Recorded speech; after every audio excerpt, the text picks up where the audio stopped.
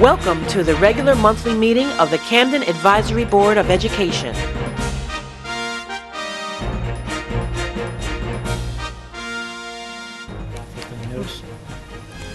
Okay.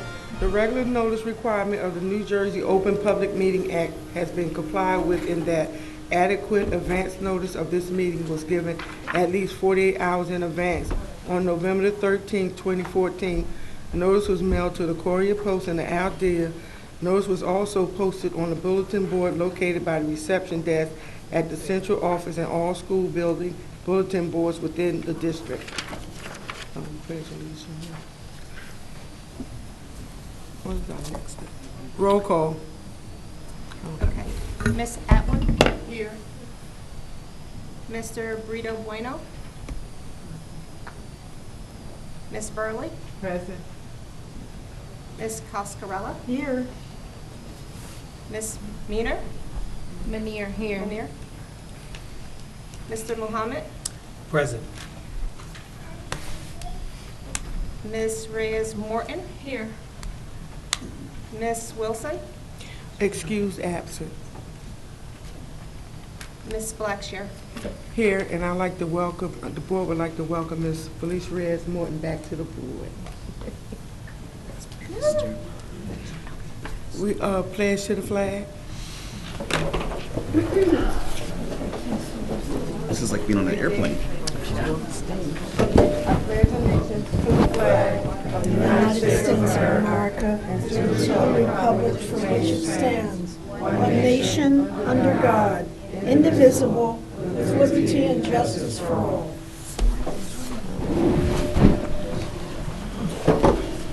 Okay, it's in your court. It's up to me. So I want to welcome everyone here this evening and thank you all for joining us for a later than usually scheduled board meeting. We had to move it to Thursday because next week on Monday and Tuesday are our parent-teacher conferences, so that's why we moved it to Thursday evening, so thank you again. I want to kick things off with some sad and unfortunate news. We are mourning the loss of Miss Lisa Thomas.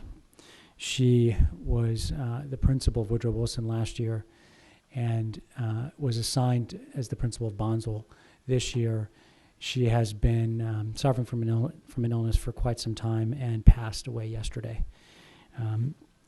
She's certainly impacted the lives of hundreds, thousands of students, and began her career as a teacher, taught in Philadelphia for about 10 years, became an assistant principal, and has certainly been serving here in Camden for a number of years. And again, she's impacted so many students' lives, and she was just an incredibly caring, thoughtful person. If you had the chance to get to know Miss Thomas, we will pass around the information about services as soon as we get them, and we're awaiting that information from her family.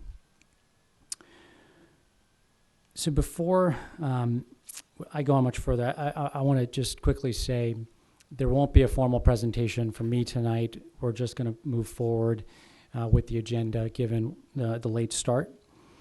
I want to just state a couple quick things. Tonight we are welcoming and introducing to you all a new member of our team. She just did the roll call a minute ago, and this is Ms. Regina Robinson, who is our new Chief Financial Officer.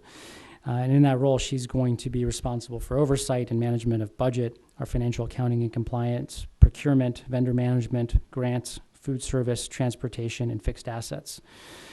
Regina comes with a world of experience managing multi-million-dollar budgets and has a proven track record managing complex initiatives and fiscal challenges.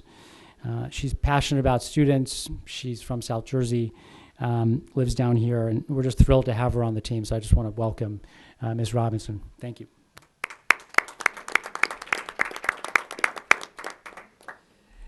The second and last comment from me before we move forward here is in the last couple of board meetings, we've heard a lot of feedback about how there was not a school calendar issued this year that looked like prior year school calendars with all the information that the community is accustomed to seeing.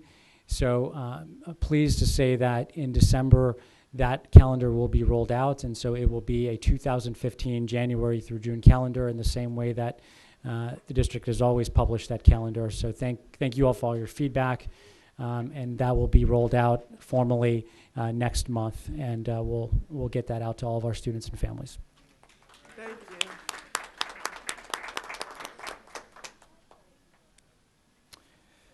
All right, so we're just going to quickly move into the superintendent's agenda. This month's agenda is relatively light. Just seeing if there are any comments, questions from board members on the superintendent's agenda. If not, we'll go to the business agenda items.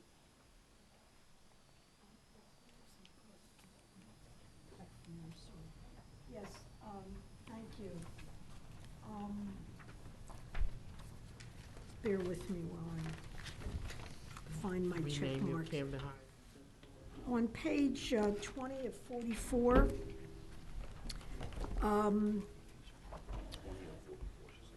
20 of 44, number 3, B and C. Can you tell me where the parent center is at Camden High School? Where in the building it's located? Yeah, because the students didn't know where it was. You don't know? I'm looking at my staff. I don't know where in the building it's physically located off the top of my head. I've been to the building several times.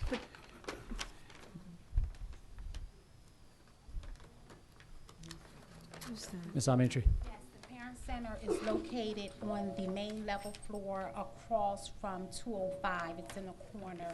The main, diagonally. say again, the main, Main floor where the main office is located. yeah, It's diagonally from 205. That's the corridor that has all the guidance office, the main office, the office of attendance, and then diagonally from there, you will be able to enter into the parent center off of the main floor. okay. And, Excuse me, it has been changed. They just changed it? Okay. It's on the. I wasn't aware of the change, but. It's on the first floor on the, Bear Boulevard exit, when you come, when the students come in. Room 101. Oh, where, Left-hand side of the corner. where the Catholic kitchen? Yeah. Okay, April, okay. do you know exactly where it is in the building? 101. Thank you. All right, we're Thank hearing you. room 101. If that's not the case, we'll follow up with you, Ms. Coscarella, and share that information. is it being remodeled or something? What's behind the reopening? That's what I'm trying to get at. I have a grand reopening of the parent center. What, Tia, is she here? so it's not being used?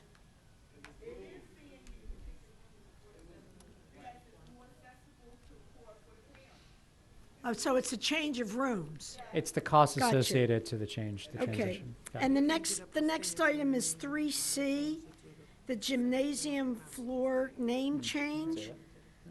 Is there any reason why we're not, or maybe you did, consider naming it after the wonderful coach Clarence Turner, who recently passed away? Well, the gymnasium is named after him. So, but it says the gymnasium floor to be named to John Wagner. So the floor will be named after DeJuan Wagner. A floor? The floor. It will be the DeJuan Wagner floor.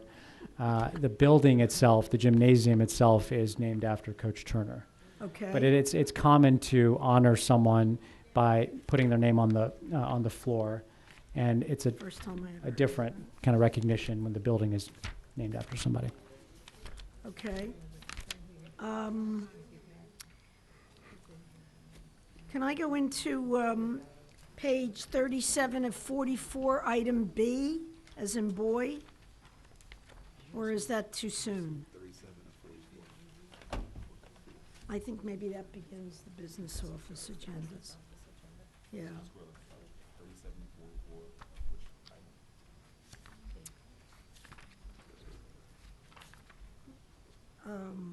Page 37. Item B, 1. But is it, this is the business agenda. Should I hold off on that? We can segue to the business agenda. Okay. I'm just wondering why just these schools?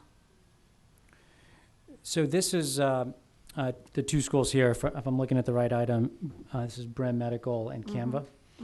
So all of And our Pine schools, okay, all of our schools have discretionary funds, Yes. and we certainly encourage them to use those funds as they see fit. There is some level of oversight from us, but ultimately we believe in some level of school autonomy so that they make certain decisions on their own.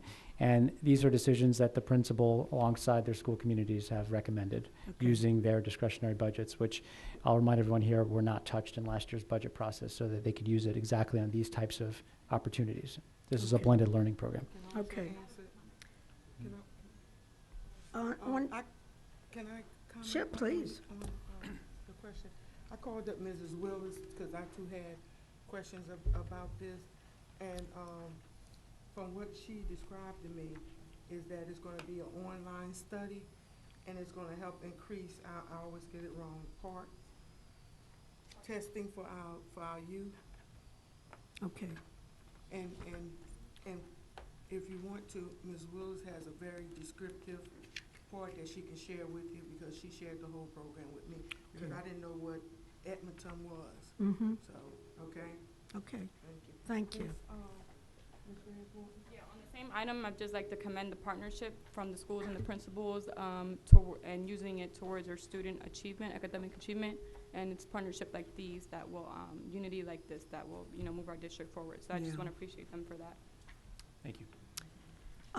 Page 40 of 44, item 11.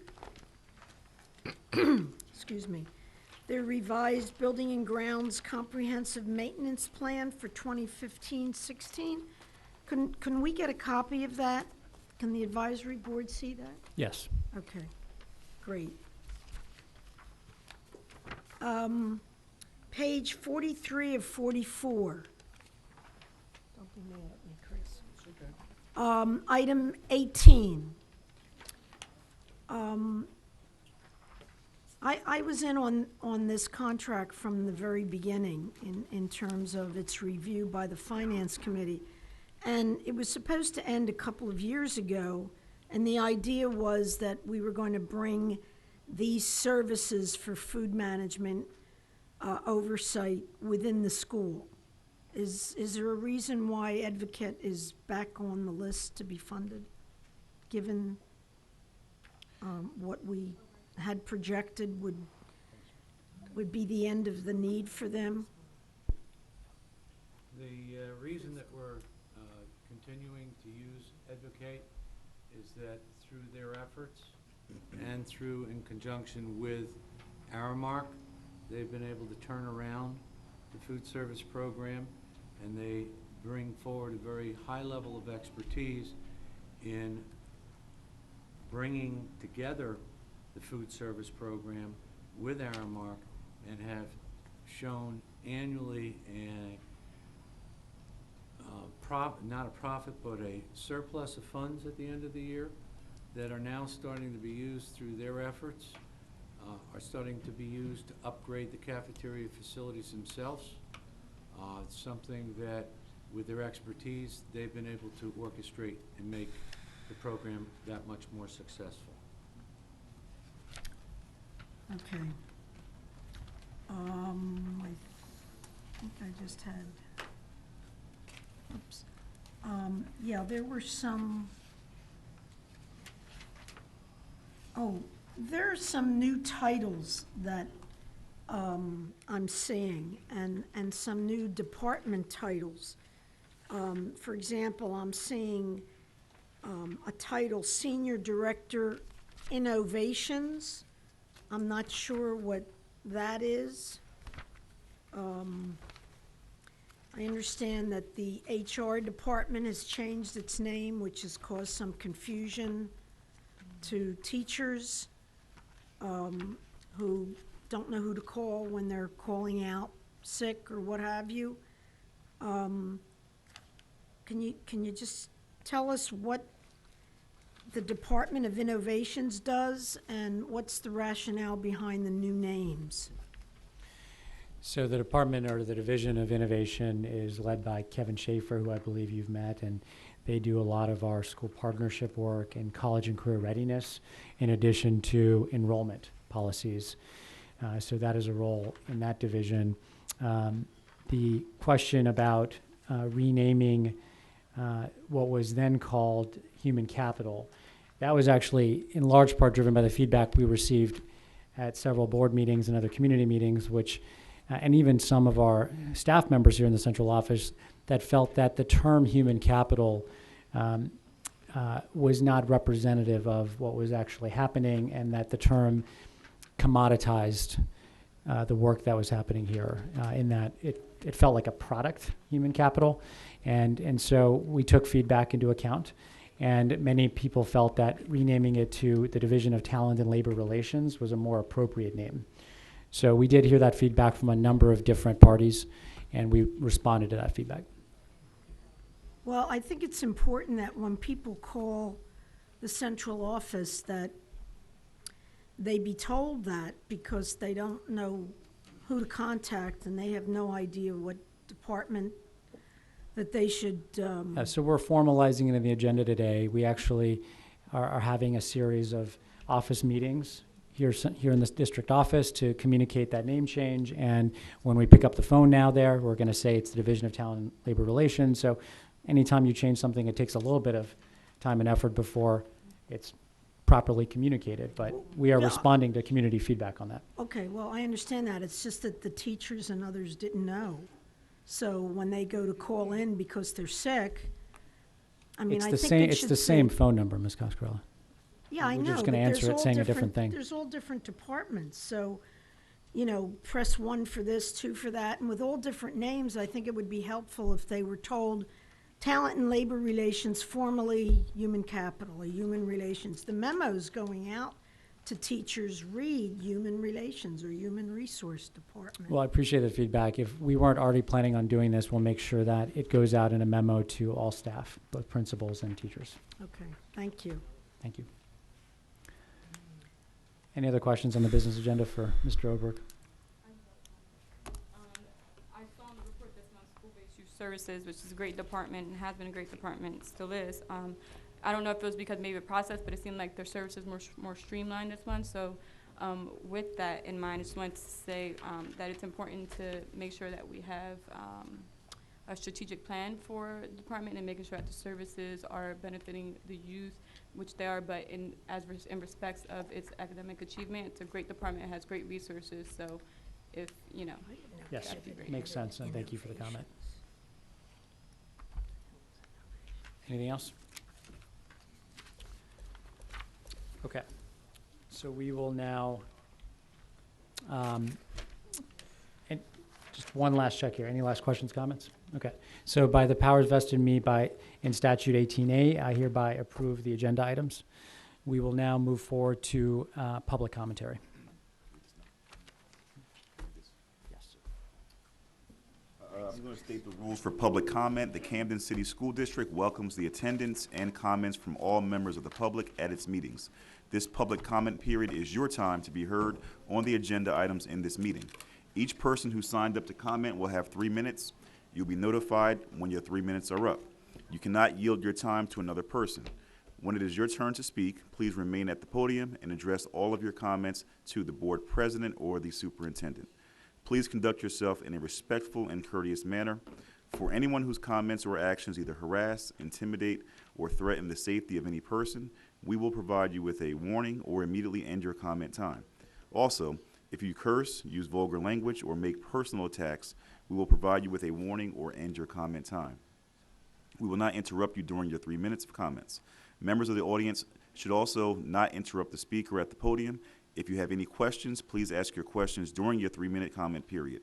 After the public comment period is closed, the superintendent or his designee will address your questions to the extent provided by law. Thank you for your understanding. So we're gonna begin with our student advisory board representatives, and given the tight quarters here, to the extent you choose to speak, would ask that you go behind the podium so that there's a microphone, or we can bring it. We can bring it up here. All right, great.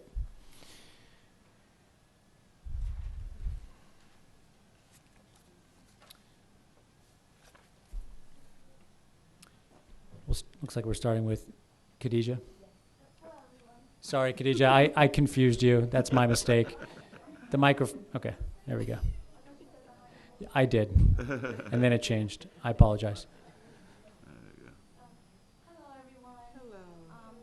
I'm sorry. I'm used to speaking towards the crowd, but You can come up here. That's the reason we changed the plan. Hello, everyone. I'm Khadijah Schuberg, and I am from Brim Medical Arts High School, and I am a senior, and I would like to share with you the good news that we have. I don't think we have any bad news as far as I'm concerned for this month of November, but I would like to say that we are having our homecoming coming up Wednesday, November 26th. It is at 9:30, and as far as I know, it's about $3. So come and support us seniors at Brim Medical Arts. Also, it is a Hispanic Heritage Month assembly on Monday. I did it out of chronological order, I'm sorry. But at Monday around the same time at 9:30, I believe, so you can come and also support that as well. And also, the past event last month, I think I told you guys about our domestic violence assembly. That went very well, actually, and I think we aware a lot of our students. And also, I would like to say that our mark, I'm just going to keep saying it, they've done a very well job of improving our food, because at the beginning of the year, it wasn't very delightful, but now it is, and we're very proud. Thank you.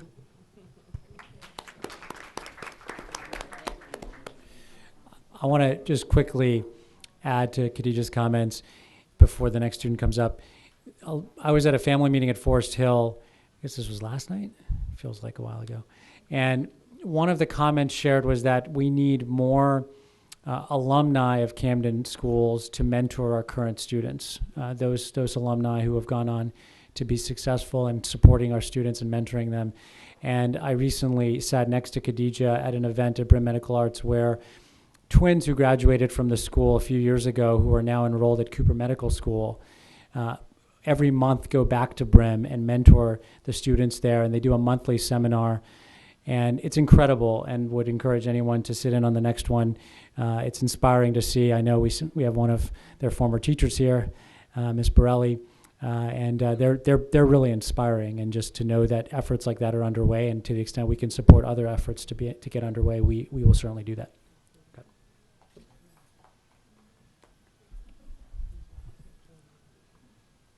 Hello, everybody. Hello. I'm Nala Johnson, and I am from Creative Arts Morgan Village Academy. And today is, okay, we, 2 days ago on Wednesday, we went to a Malcolm Bernard HBCU fair, and I think like 90% of of the seniors who attended, they were accepted to at least one school. So I think that was pretty well for us. Actually, I don't have a lot of comments today. Well, the superintendent and I, jazz band season is coming up, and I'm really excited for that. It's my senior year, trying to get my name out there, so everybody can know me. So the superintendent and I, we've been emailing back and forth. An assistant, we were talking about, transportation funds and making sure everything is taken care of for transportation, even if it's planes involved. And we are talking about that, and I'm just, putting it out, making sure that everything is taken care of, because I'm really excited for jazz band season. Airmark, they're working. We just had smoothies, and everybody's excited about the smoothies. They love them. It's making them want to eat fruit more, actually, and eat healthier. So I think that's really well. And that's it. Thank you.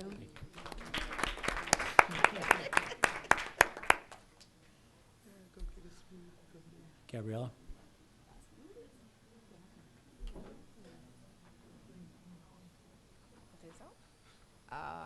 Hi, good evening. I'm Gabriella Buckley. And I'd like to thank you for addressing most of our issues, but I still have complaints or identification. There are a lot of people stealing each other's IDs numbers for lunch, and most students don't have any food to eat. And with Aramark, I'd like to thank you for, the improvement in food services, but the portion size It's way too small. I'm sorry. I'm 16. I eat a lot, and I can't eat 4 wings and call that lunch since I have lunch at 1 o'clock. And testing, the park exam, I know there's alternates for that, but there's a lot of low test scores in Camden High. So how do you expect that's going to be a passing for the park, but do you expect us to pass SAT but not the park?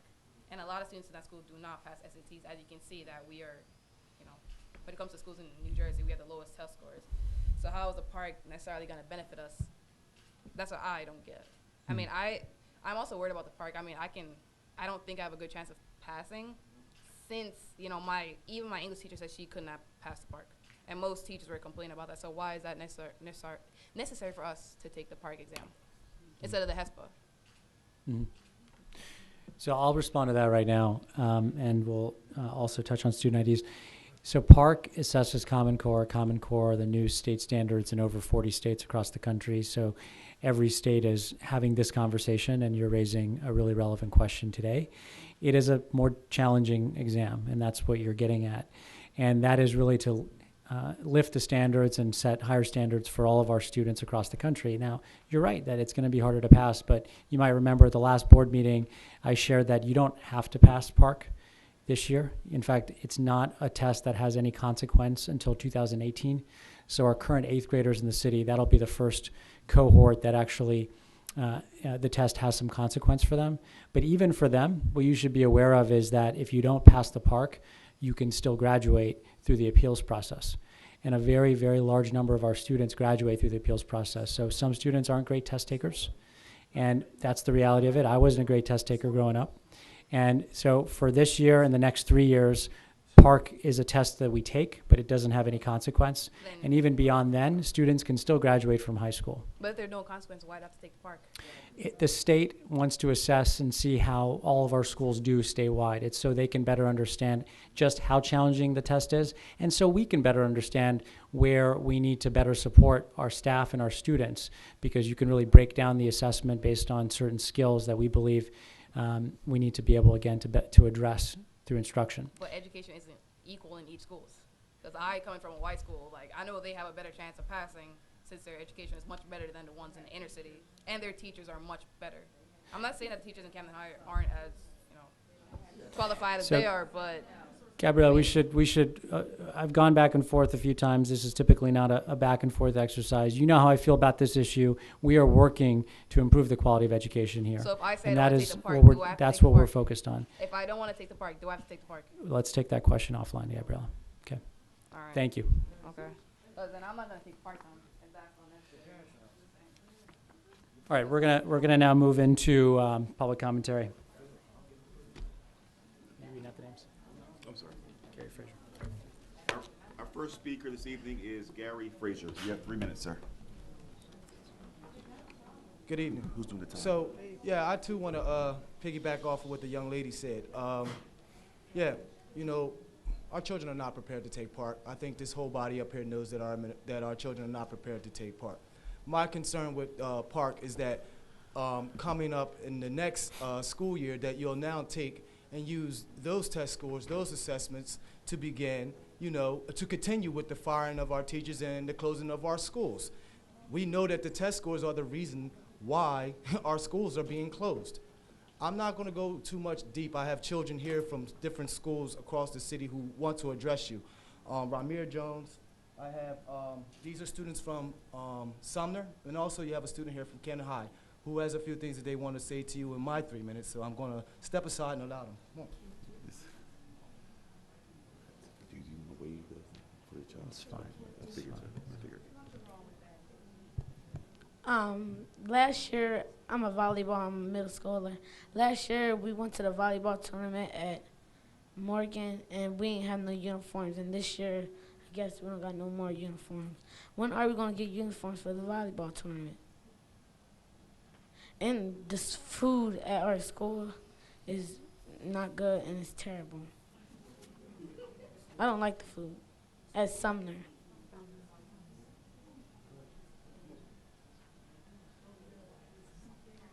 Hi, my name is Shania Blake from 6th grade at Sumner Elementary School. We have to walk around with 10, 20 no books at our school.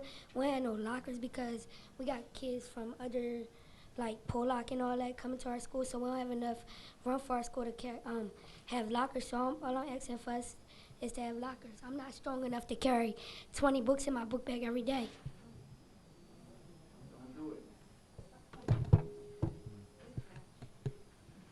My name is Jameer Wilson. I'm an 11th grader at Camden High.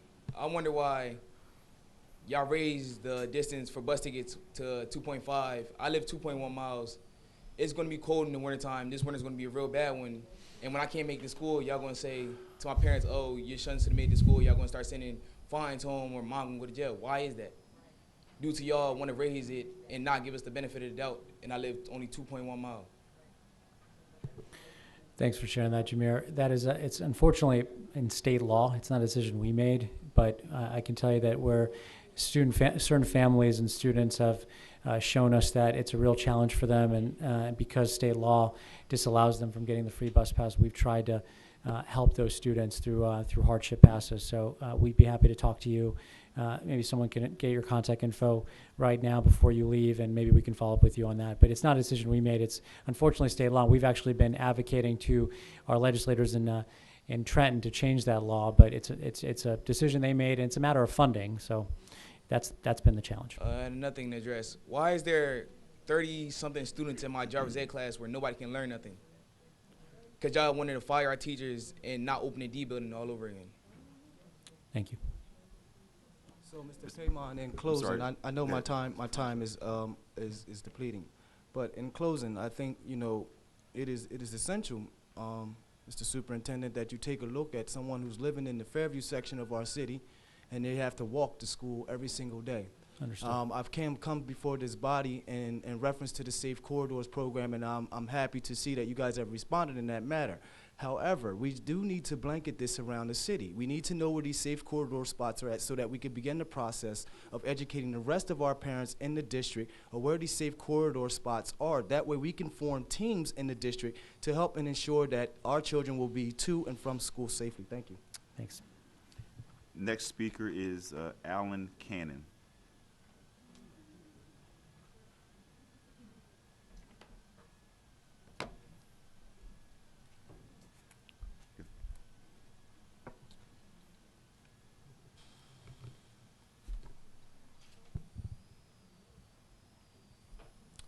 Good evening. First of all, let me begin by saying you mentioned mentoring Camden's youth. I am also president of Camden High's Alumni Association, born and raised in Camden. Part of the reason I'm here is that I'm mentoring residents in the city of Camden. I'm trying to get them to understand that they are the avenue to approach this body and get the things that they need for their children. One thing I'd like to know is, what was the deficit in the school budget at the beginning of the year? And how could you call that a public school deficit when the charter schools have zero deficit because they get their money off the top? Another note, Common Core is a part of the park. The park is part of the Common Core process. And while you mentioned there are 40 states signed on to the Common Core process, there are 46 states that are in protest of the Common Core process. There are governors who signed their school districts into the park process without even knowing what they were signed. Okay? So you have teachers, students, and kids all over the country trying to figure out how they could opt out of these tests. So have you any answers for all of them so that they could hear you speak about that matter tonight? Knowing that it's an option must be certified or must be correctly conveyed from this body to let the parents know that it's an option. Okay, the park appeals process, if you know something is ineffective and that the kids are not prepared, why do they have to go through an appeal process? when there should be no appeal process. If it's truly no detriment to their studies or to their forward progression, then there should be no appeal process. Thank you.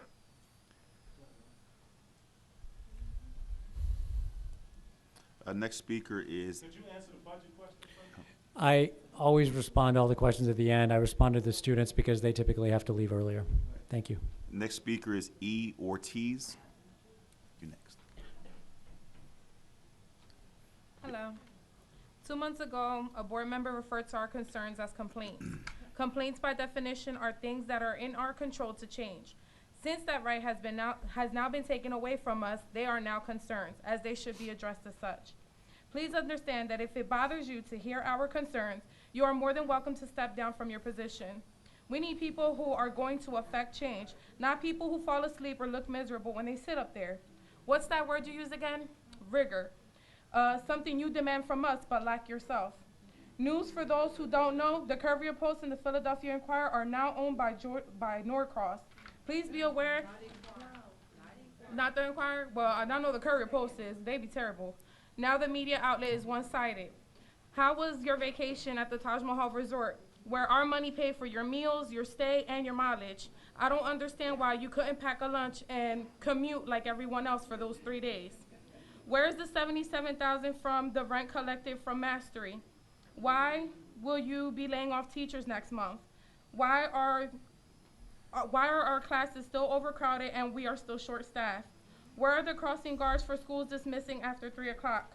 Why do you continue to use Mastery pictures on Camden City stuff like this that got sent to our house? These aren't kids from Camden City Public Schools, they're kids from Mastery.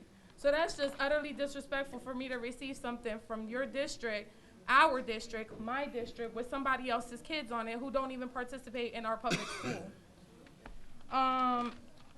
In closing, I would like to say that schools are supposed to be where money is used to educate kids, not where kids are used to earn money. The fact that they are being starved into failure in order to justify mass privatization is truly disgusting. Yours truly, Elizabeth Ortiz. Next speaker is Sean Brown.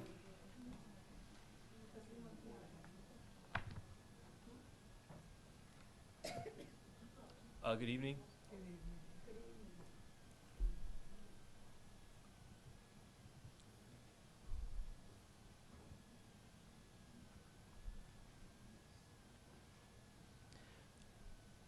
I want to talk directly to the advisory board members. Actually, my comments are piggybacking on what the lady, Ms.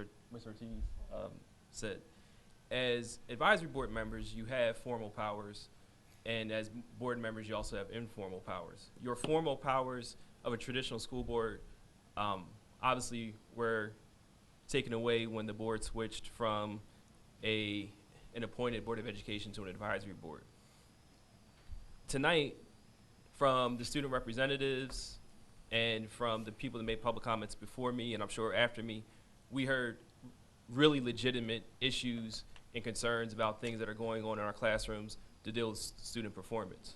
I really want to echo the point that you have a lot of power as advisory board members. Your formal powers are extremely limited, but your informal powers are as wide as your imagination will allow.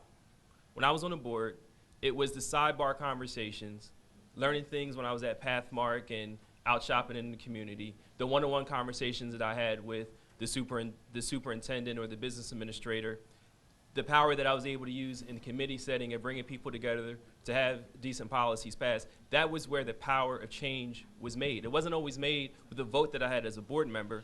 On many times, it was made outside of meetings or between meetings, with the phone calls, with the emails, and the discussions.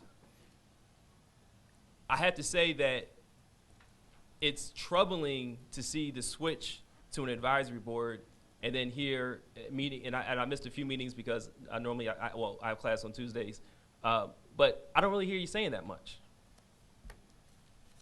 I know almost all of you really well. And I feel like if I have a responsibility to encourage you to not have an adversarial relationship with the superintendent, because I think he's a pretty easy person to work with. But you should keep your position as advocates for the students foremost, because nobody else really is. So we're not getting it from our mayor. We're not getting it from our governor. The community is not organized in a way that's strong enough to have the impact that you can have as advisory board members, where you're the first to have access to the top administrators in the district. And I do not think that any of you have used that power in a serious and an effective way. And it's troubling to the point of being just outright unacceptable. And the fact that I know some of you, not all of you, but I know some of you as well as I do, I'll have this conversation with you one-on-one in the next few months. I'm a lot less busy towards the end of December, beginning of January, because I'll be out of school. But I just ask that you take Time's up, Mr. Brown. All right. So just in my last sentence, Haltech is coming. We need to really look at our curriculum to make sure that opportunities for physics teachers and engineering are put in that curriculum for high school students. We still don't have a gifted and talented program. Parent-teacher conferences are next week. We need to encourage at least 80% parent participation in these schools. These are spaces that you have power, that you have responsibility. And to sit silently during meetings and between meetings and not take that job seriously is troubling, and you have a moral responsibility to the 12,000 students in this school, in this district. Charter, Renaissance. Mr. Brown, your time's up, sir. Thank you. Next speaker is Kevin Barfield.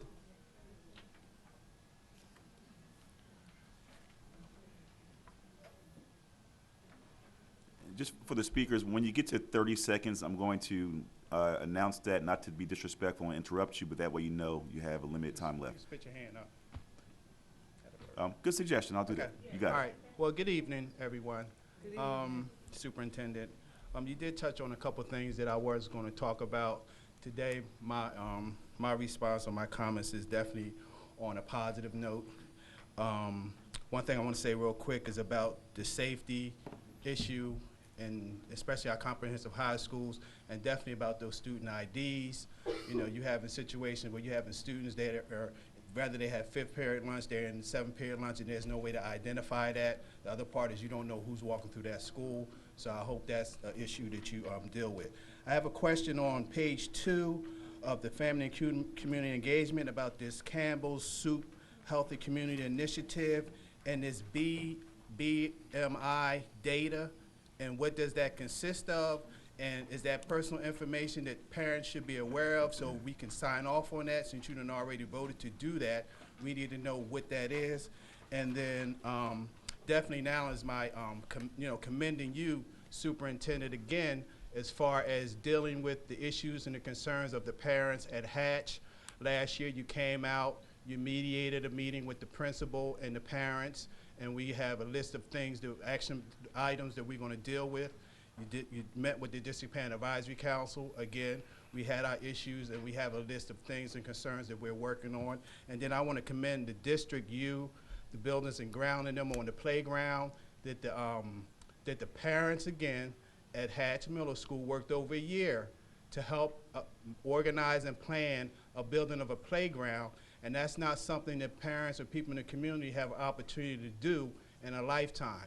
And with the support of the district, the superintendent, the grounds and buildings and grounds staff, to make that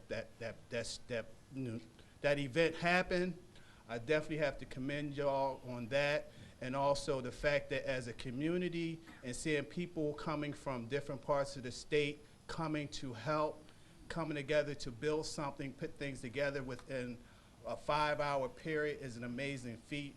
And if we can come together, like outsiders coming to work together for a project, there's no reason why there's nothing in this district or this city we can't do if we come together for the common good. Thanks. Next speaker is Ms. Claudia Cream.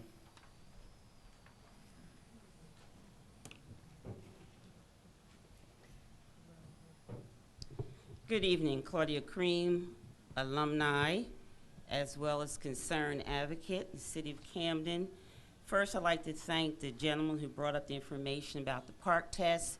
That was also a concern, because if you have the repertoire of experience to know what is needed in the district, you would have signed on to not be a part of that testing this year, because we're getting to the point where all we're focusing on is charts for our children. We're getting away from the heart of education.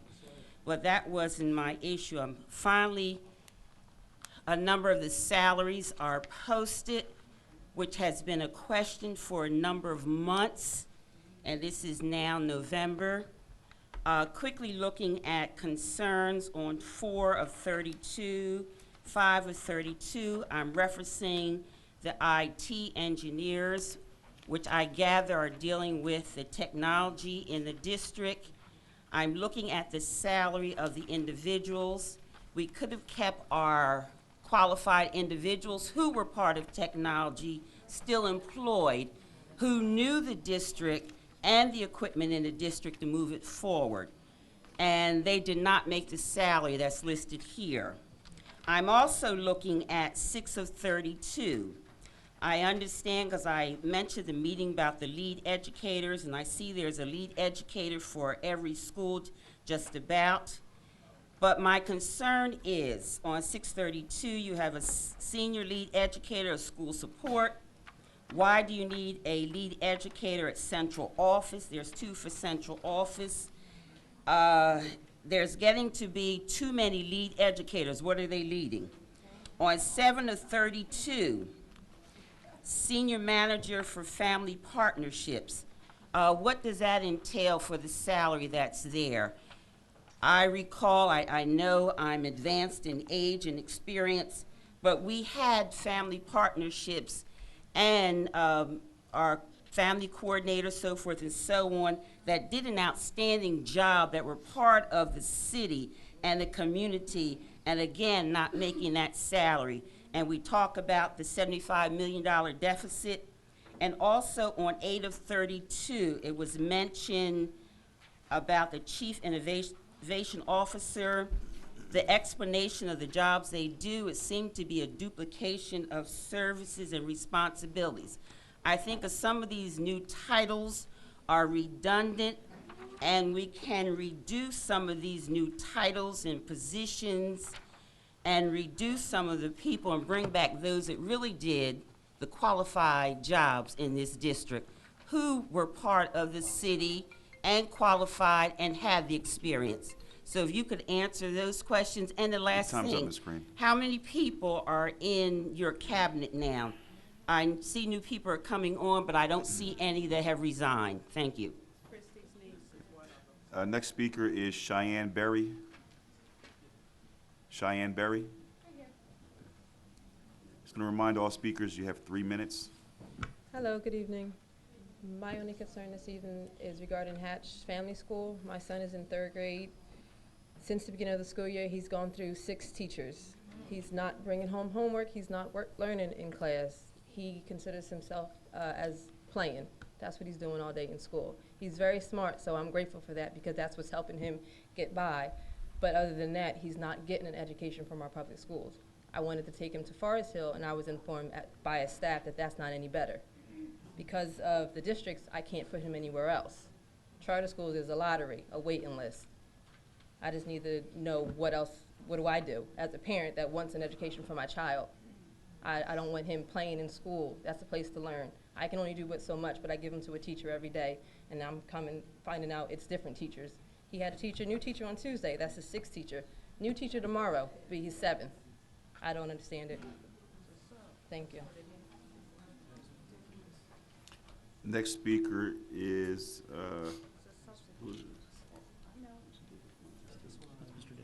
Mongalisa Davis. 3 minutes, sir.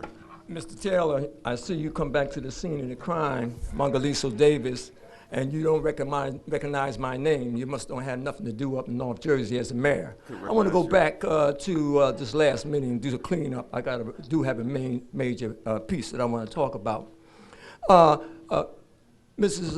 Blackshield, I find it very repugnant what happened there over at Mr. Stan White's retirement, when Mr. Paymore put himself in that there August affair after he had laid off 300 and some people, and 80 some of those teachers were in that meeting. You caused a lot of grief and hardship. Like I said, you wasn't family, because family don't do what you have done to a lot of these teachers through the district. And I just thought that didn't have no taste to it. And let me say this here too. Let me say this here. Let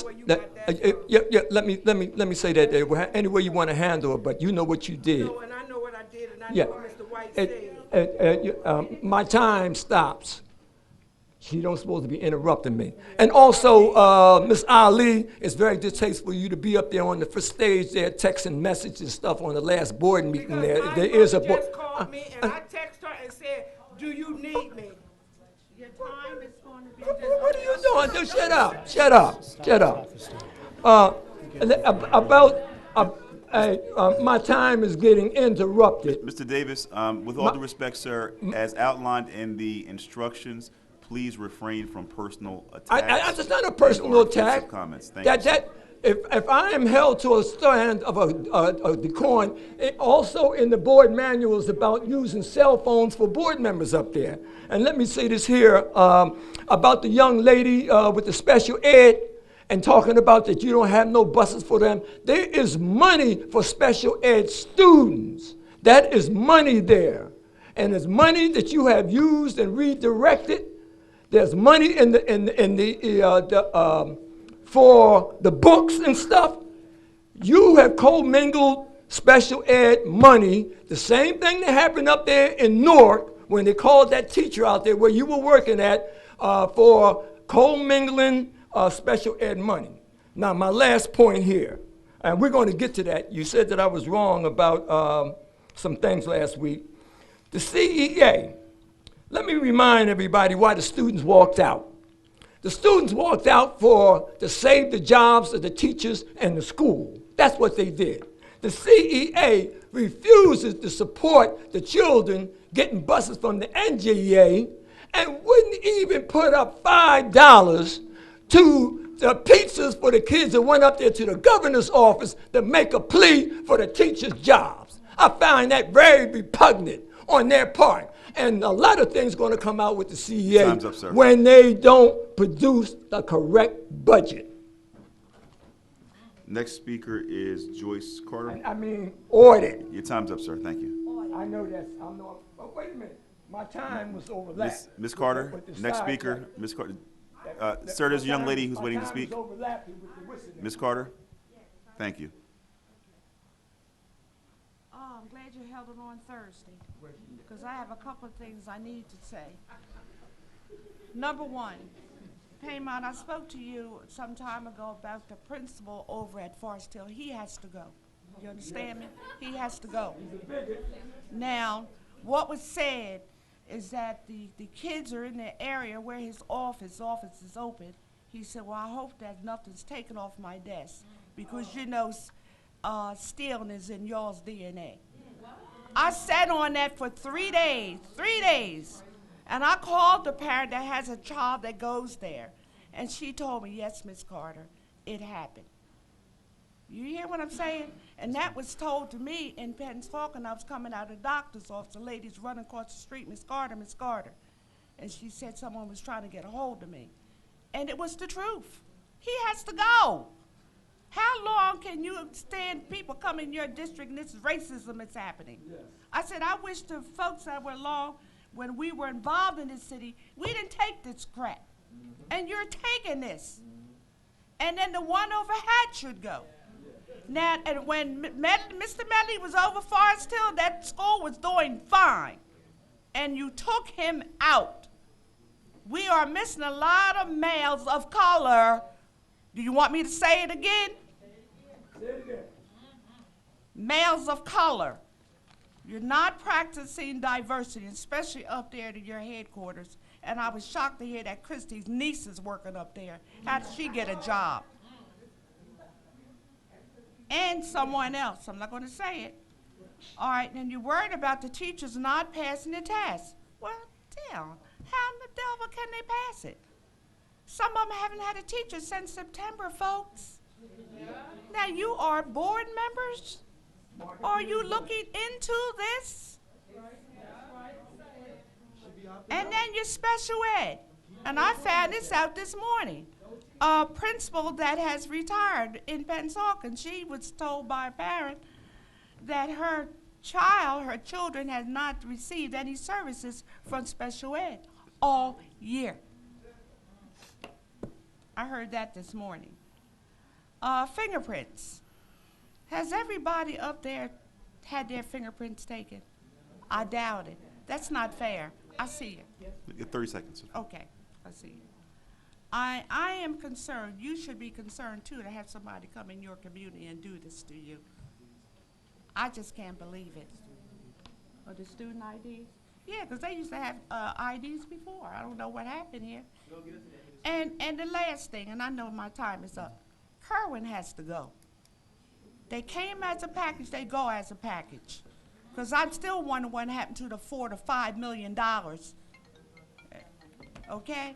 And Sarah Davis was Time's concerned. up, Ms. Carter. Okay, Thank you. Sarah Davis was concerned about that too with her. Thank you, Ms. Carter. Our next speaker is Kay Britta Mansfield. Britta Mansfield. There we go. I'm sorry. I guess the lights.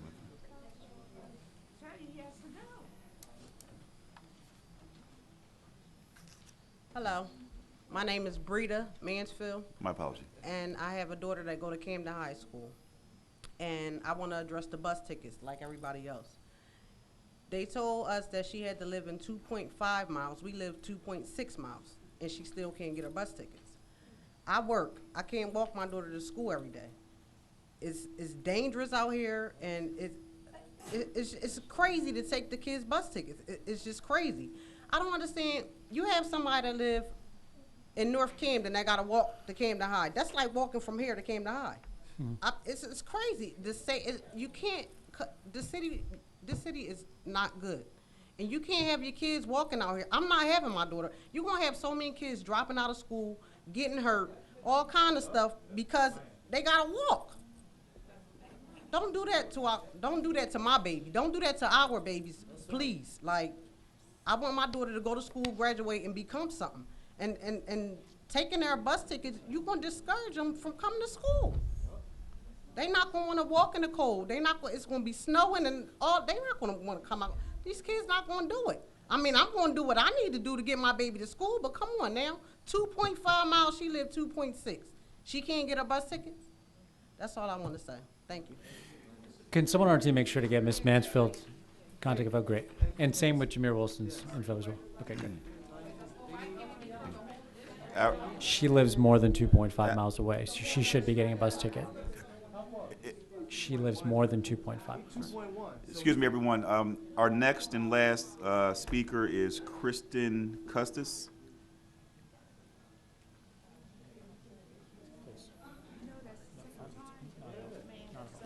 That'd be great. Hello, my name is Kristen Custis. My daughter goes to Camden High. She's a freshman. I have the same problem. I live right across the street from her, and they took also my daughter's bus tickets. It's really cold. It's about to become cold, and I'm not going to have my daughter walk to school in snow, cold. She's not going to want to walk. That's how kids start playing hooky. They don't want to go to school. It's dangerous. It's going to be early in the morning for her to get up and walk to school by herself.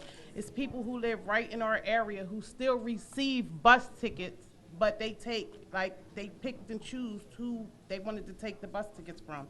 It's not fair, and I believe that these kids that live far from these schools need to still get their bus tickets. And then when they don't go to school, then you get court letters saying, oh, well, your child is missing school, you need to come, or you're gonna have to pay fines. But you wouldn't walk from Fairview to where we live at all the way to Camden High in snow and rain. And so I believe that something needs to be done also about the bus tickets. That's all I need to say. Thank you, ma'am. I have one last thing to address about the grading system for this marking period, that we had a lot of subs and vacancies in the beginning of the school year, and kids were getting graded. Some kids have C's to F's because of the vacancies we had in the beginning of the marking period. What are we going to do about that? Thank you for your comment, ma'am. No, I'm asking what are we going to do about that? The superintendent will respond to the questions and comments and concerns of the public. So, young lady, the public comment period is over. You had an opportunity to speak, and I appreciate your courtesy and your understanding, ma'am. Thank you. Before I respond to some of the comments, Minister Wasim Mohammed is going to make a few comments. Thank you very much. Can you hear me? Thank you very much, Superintendent. I would first like to, I don't see, sometimes a lot of people make comments, and before the superintendent can respond, from what I find from being here on the advisory board, some people leave, because it seems to me that they speak to want to be heard, not to be answered. So therefore, excuse me, we didn't interrupt. Excuse me, we didn't interrupt.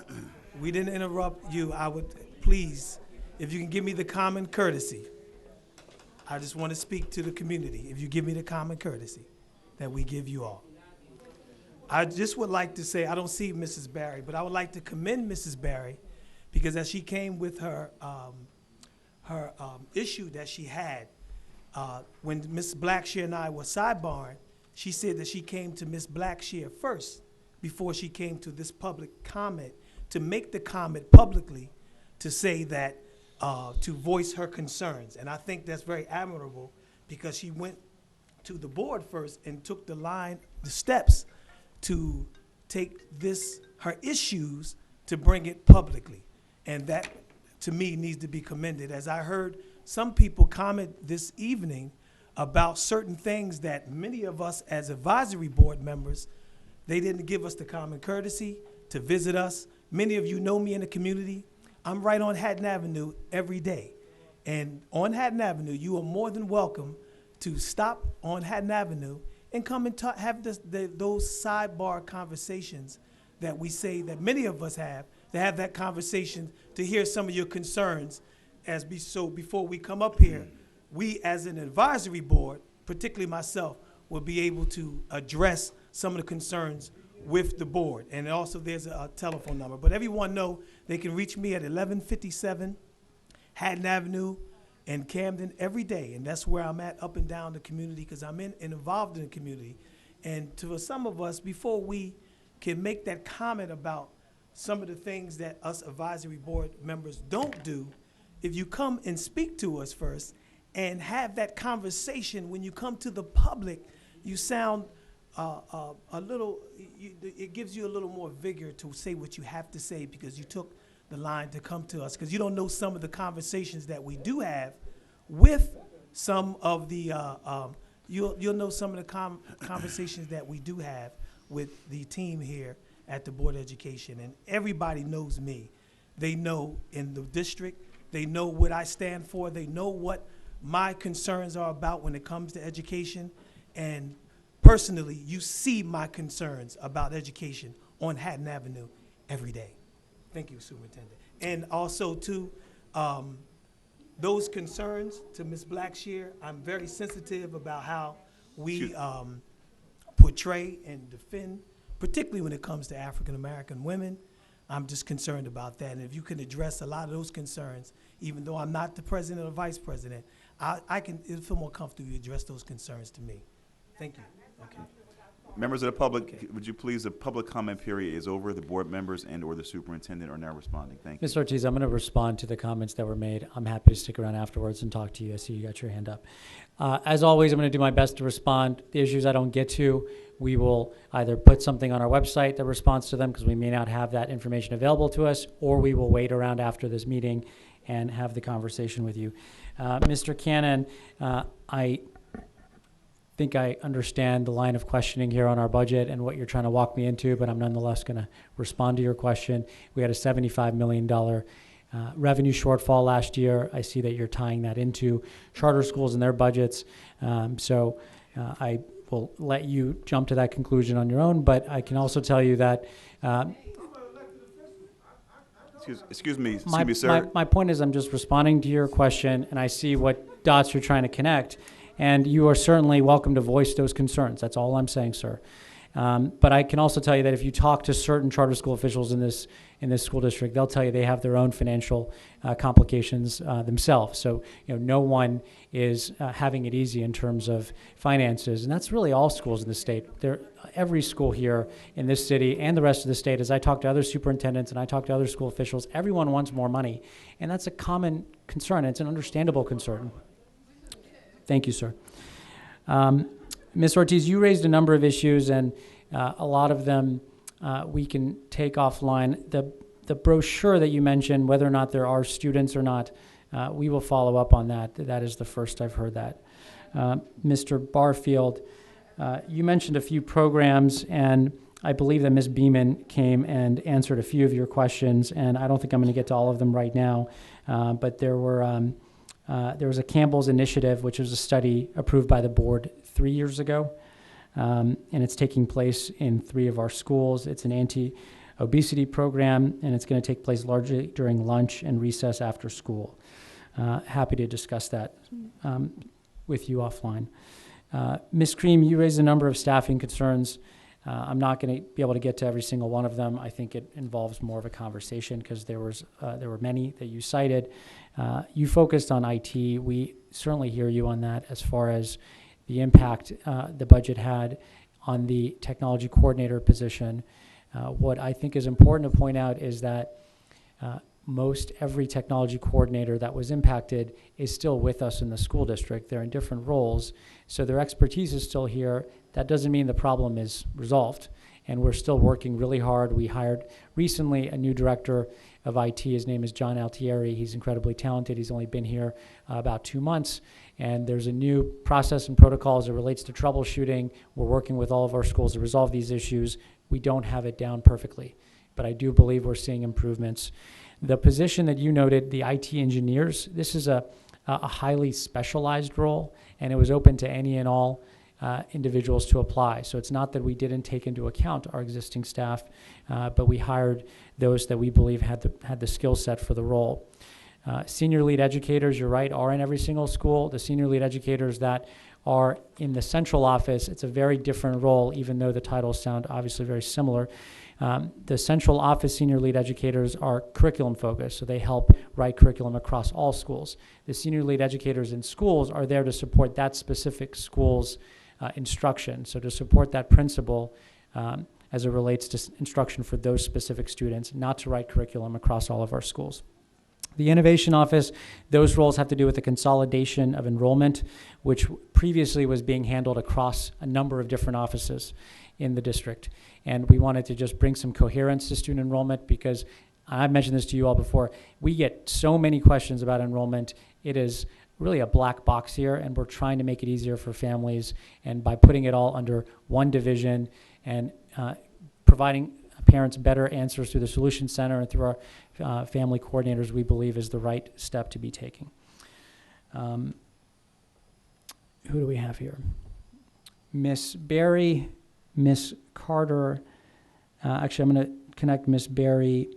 A couple other people mentioned similar concerns to Miss Berry. Miss Berry, are you still here? She left? Okay, well, let's just... She had children with her. I'd like to follow up with her. We hear those concerns. We still are struggling with substitutes. We only have 15 vacancies across the entire district out of 1,132 positions. I'll wait till you guys are done. We have 15 vacancies here in the school district. We have, unfortunately, on any given day, over 200 substitutes, and that's driven by daily call-outs and teachers who are on leave. That's a problem.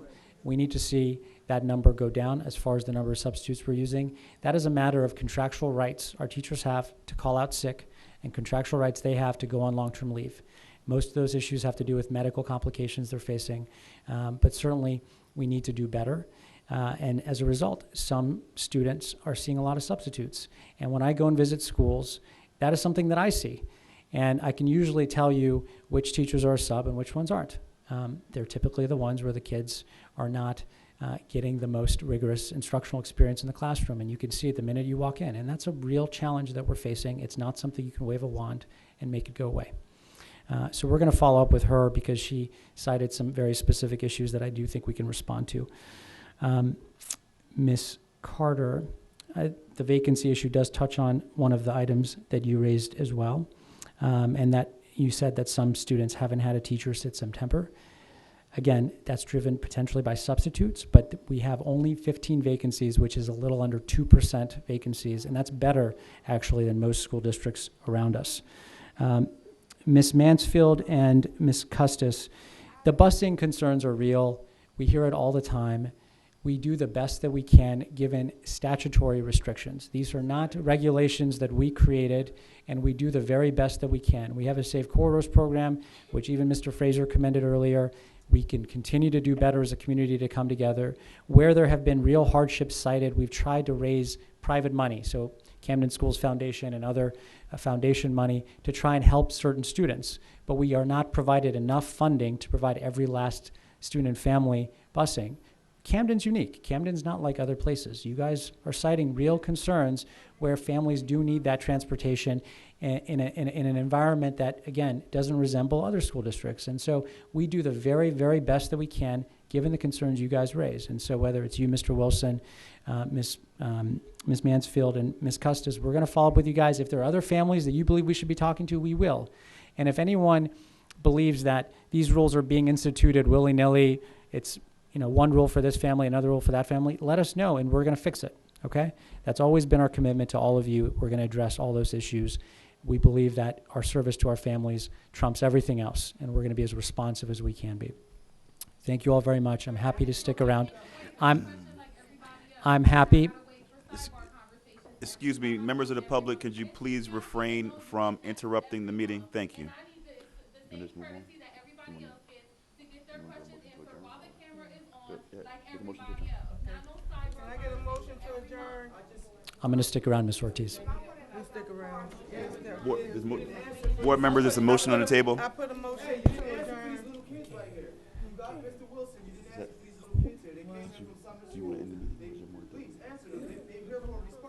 We're going to look into the locker issue, and we're going to look into the gym, the uniform issue for the volleyball, okay? We're going to look into those, Mr. Frazier. We always do.